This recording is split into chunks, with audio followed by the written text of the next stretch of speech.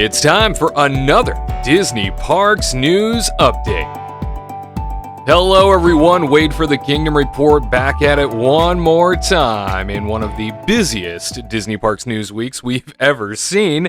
From coast to coast, Walt Disney World to Disneyland, we are bringing you all the latest headlines, all of the latest trending topics that you need to know about for your favorite, happiest places in the United States. Hey, as always, we remind you, hit the subscribe button if you like what you hear and see. If you are appreciative of the content that we produce, make sure that the notification bell is firmly rung. And if you enjoy all of the details, go ahead and smack that thumbs up button for us. It lets us know that you're out there, you appreciate what you're hearing, and we will do more content just like it. First up, for our Disney Parks news from coast to coast news to be exact, we do have the following from Travel and Leisure. They write that when it comes to Walt Disney World and Disneyland, they've announced the return of nightly fireworks displays this summer as the parks continue to recover from the COVID-19 pandemic. Fireworks will resume on July 1st at Walt Disney World and on July 4th at Disneyland. Disney World's display will once again transform Cinderella Castle with a pyrotechnic display, and fireworks will go off over Epcot's World Showcase Lagoon as well. At Disneyland, the nightly display will explode over Main Street, USA, the Sleeping Beauty Castle, and the facade of It's a Small World.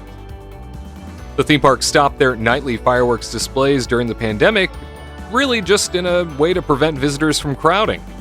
But as restrictions loosen, both U.S. Disney locations are bringing back a nightly tradition that has been in place since 1957.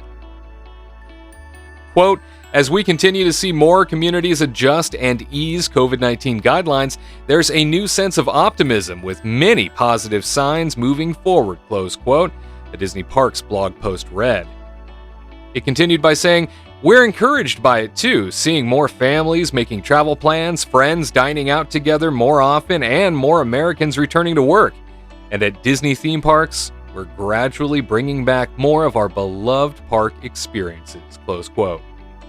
The Disney parks will also live stream the Magic Kingdom's Happily Ever After fireworks for fans who are not able to make it to the park or simply can't wait to see the show.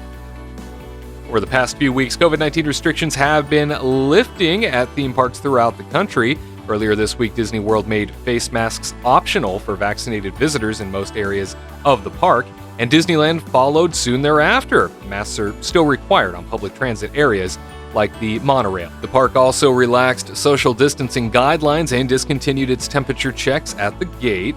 However, a few restrictions still remain in place. Visitors are still not able to hug costume characters, and those without vaccinations are expected to keep their face masks on while in indoor areas. Again, travelandleisure.com. Thank you so much for the words of that story. Moving along to elsewhere at Walt Disney World, it turns out that Disney's Animal Kingdom Lodge will officially reopen on August 26th. Disney announced recently that, quote, as we continue to take a measured and deliberate approach to reopening our Disney resort hotels, we are happy to share that starting June 16th, we will begin accepting bookings for Disney's Animal Kingdom Lodge for arrivals beginning August 26th. As a reminder, we are also now accepting bookings for Disney's Boardwalk Inn for arrivals beginning July 2nd and Disney's Polynesian Village Resort for arrivals beginning in late July. In addition to Walt Disney World Resort hotels coming back for the first time in over a year, another thing that is returning across Walt Disney World Resort hotel properties that are already open, well, that's the arcades. Exactly, yeah. Those high-touch areas have been shut down since March of 2020, but they are now returning across Walt Disney World, so most of the hotels have already opened the doors to the arcades once again. Elsewhere in Walt Disney World, if you are looking to take advantage of some Halloween time festivities this fall, you better do it quick. Yeah, in fact, blogmickey.com is reporting that despite not hosting Mickey's Not So Scary Halloween Party this year, Disney is offering something of a hybrid Halloween/after hours event called Disney After Hours Boo Bash. And while there was heavy criticism from fans over the pricing of the event, it does look like the average Disney World guest isn't balking.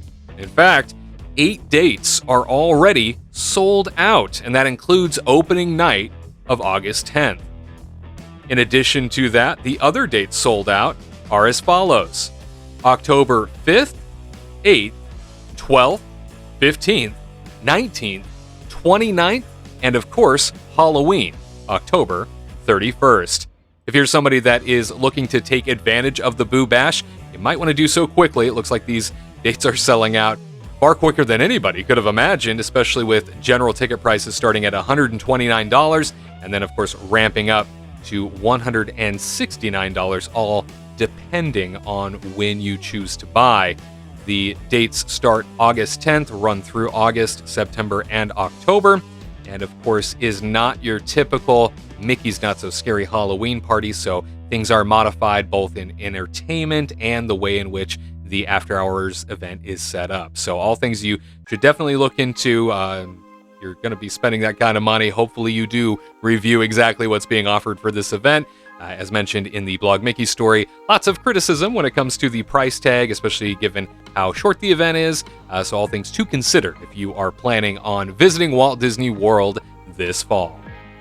We go ahead and jump from the East Coast out to the West Coast. At the Disneyland Resort, we have news that more food is on the way. Who wouldn't be excited about that? Karen McClintock of the Disney Parks blog shares the following, saying, "We are excited to announce the latest Disneyland Resort restaurants to be joining the reopening list. You'll see a new offering on the list, and that is the Lamplight Lounge Boardwalk Dining."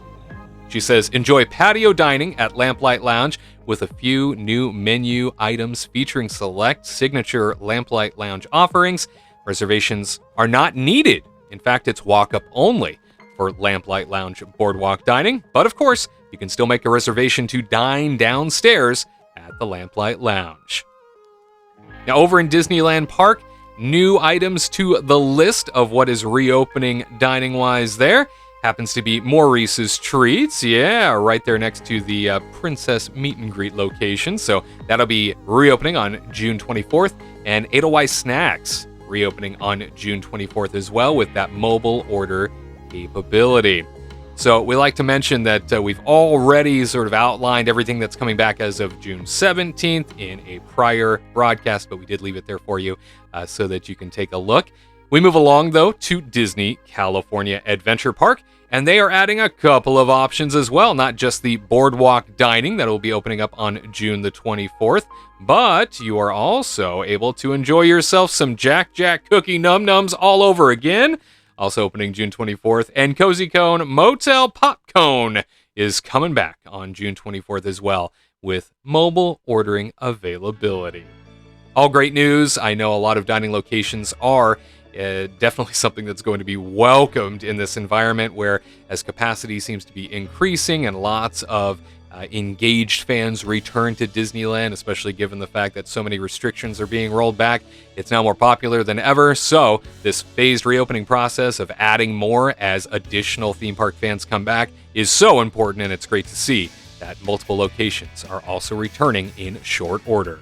And the Orange County Register is reporting that Disney Parks Chief Medical Officer Pamela Heimel has outlined the changes coming to both Disneyland and California Adventure once pandemic restrictions officially end in a letter that was issued recently to employees. We all know that on this past June the 15th, things started to change in the state of California. Brady McDonald of the OC Register writes that Disneyland will increase attendance, drop mask requirements for vaccinated visitors, discontinue physical distancing, and continue advance reservations as the state ends most COVID-19 health and safety measures. Saying that Disney Parks Chief Medical Officer Pamela Heimel outlined the changes coming to Disneyland and California Adventure once pandemic restrictions have come to an end as of this past week. The full reopening of the California economy on Tuesday, June 15th, after a 15-month pandemic hibernation, now allows theme parks in the state to return to full capacity and end most COVID-19 health and safety measures. Disneyland will no longer require masks for fully vaccinated visitors starting this past Tuesday, and unvaccinated Disneyland visitors are expected to continue to wear a mask, except while dining. Disneyland visitors will be asked to self-attest their vaccination status before entering the parks, but proof of vaccination will not be required. Visitors also need to acknowledge the state's strong recommendation that they be fully vaccinated or receive a negative COVID-19 test before entering Disneyland or California Adventure when making a reservation. All visitors, regardless of vaccination status, will need to wear a mask while on bus transportation to and from the parks once the Toy Story parking lot reopens on Friday, June 18th. Disneyland and California Adventure will no longer require physical distancing beginning this past Tuesday, with Anaheim theme parks removing ground markings and signage. Visitors will be allowed to self-determine distancing starting this past June 15th. Disneyland and California Adventure will no longer require physical distancing beginning this week, with Anaheim theme parks removing ground markings and signage, and visitors will be allowed to self-determine distancing starting this week as well. Disneyland's new reservation system, as we have mentioned before, will remain in place as park attendance increases.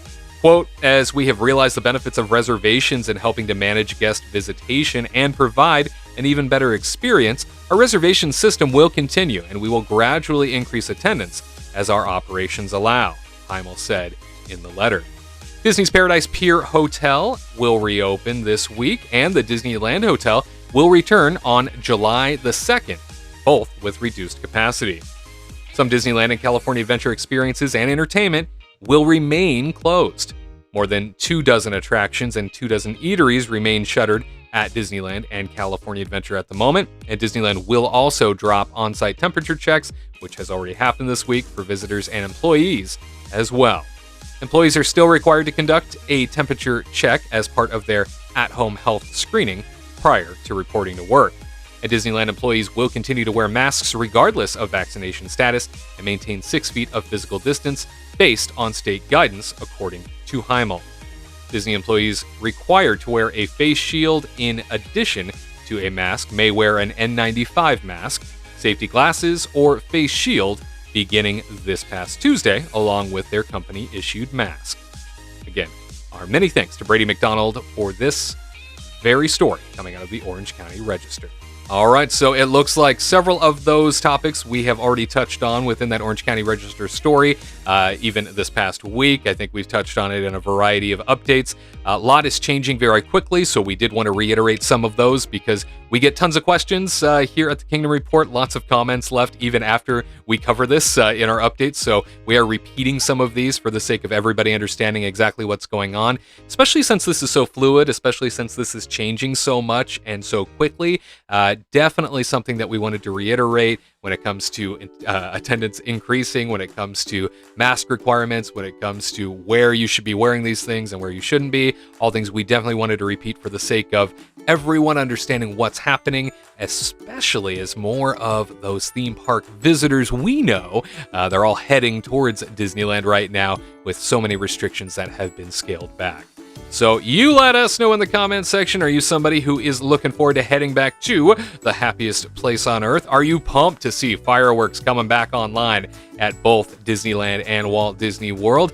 And sounds like some grub is headed your way. Looking forward to any of the new dining options, or should I say old dining options, new again? You let us know in the comments section. As always, we love to hear your perspective. And of course, if you like what you heard here today, hit that thumbs up button. Make sure you are subscribed, notification bell turned on so you never miss a Disney Parks news update or any of the vlogs and updates that we have for you throughout all of our content. We love sharing it with you. That is why we are here, my friends. It is always a great joy to be a part of your week in any capacity, whether it's through news, whether it's through some of our experiences, or some of the newest things that Disney has to offer. For the Kingdom Report, I'm Wade Heath. We'll see you next time with another installment of Disney Parks News Update. To all who come to this happy place, welcome.